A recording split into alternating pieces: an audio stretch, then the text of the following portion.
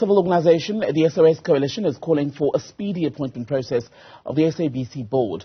The previous board's tenure ended on the 15th of this month, but the State Security Agency had only done background checks on 7 of 34 candidates. Uyanda Siyotula is the national coordinator at the SOS Coalition, joining us now to talk about the situation. Uyanda, thankful for your time and your patience today. Explain first why 11 days or so since the term of the last board ended, this is such a troubling scenario. Good afternoon to you, Tembegile, and thank you very much for having us. So I think the best way to explain it is to really say that the committee actually...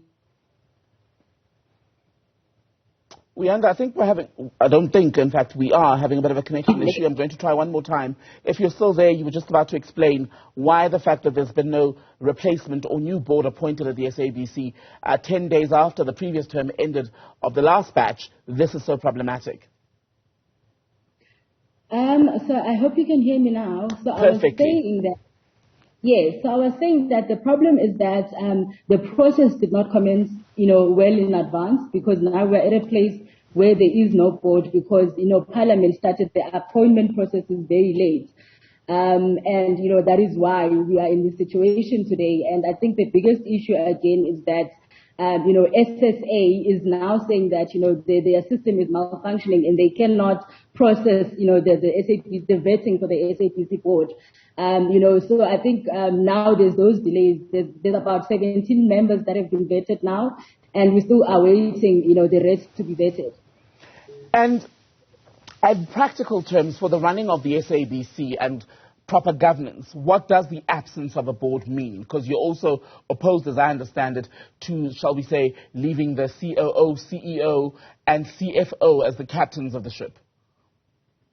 Yes, so I think we really need to understand the crucial role that a board plays in an institution such as the SABC, because the SABC is different from, other commercial players.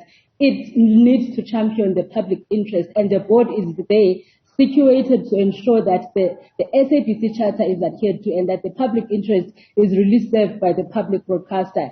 And more so, it also provides strategic leadership. It ensures that there's proper governance in the institution, and it is, the highest, accounting structure at the SABC, because even the executives are accountable to the board. So, without that really important leadership role that the board plays, we foresee that there's going to be some stabilization to the broadcaster, even though we've also stated that it might not really play out immediately, but obviously in the long run, and also should these delays prolong, we're going to run the SABC into a demise. Could any decisions then taken now by those in charge, the executive, in the 10 days since the previous period lapsed, could all of those be compromised legally by the fact that there wasn't a board in place at the time?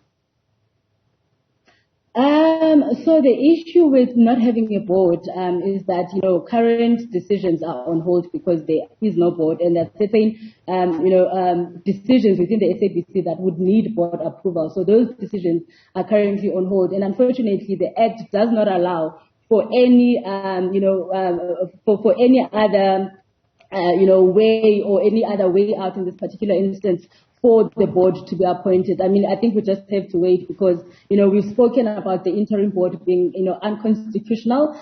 So that's also not an option. So currently there really is no other way. We just have to wait. And today we're expecting to hear from the finance minister in the medium-term budget.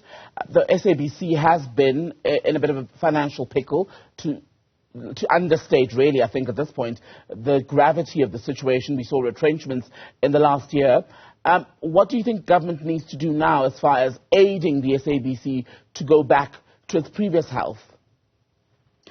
I think the role that government plays is very important. I think that's one other issue that we have a problem with as the coalition, is that the government is not really supporting the SABC financially, because, if you're an investor and you really believe in the role that this critical body plays, you really need to put your money where your mouth is. And we don't see government coming through for the SABC.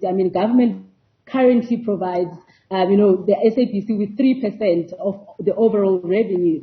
So, which is also problematic, and we really hope that, government in this particular instance, we hope that the minister is going to come through and really, come with a budget that's really going to ensure that there's financial stability at the SABC, especially with the public, mandate that is so critical to ensuring that, there's nation building in the country and to ensuring that, the mandate of the SABC is carried forward. Uyanda, Siyotula, thank you so much for your time from the SOS Coalition.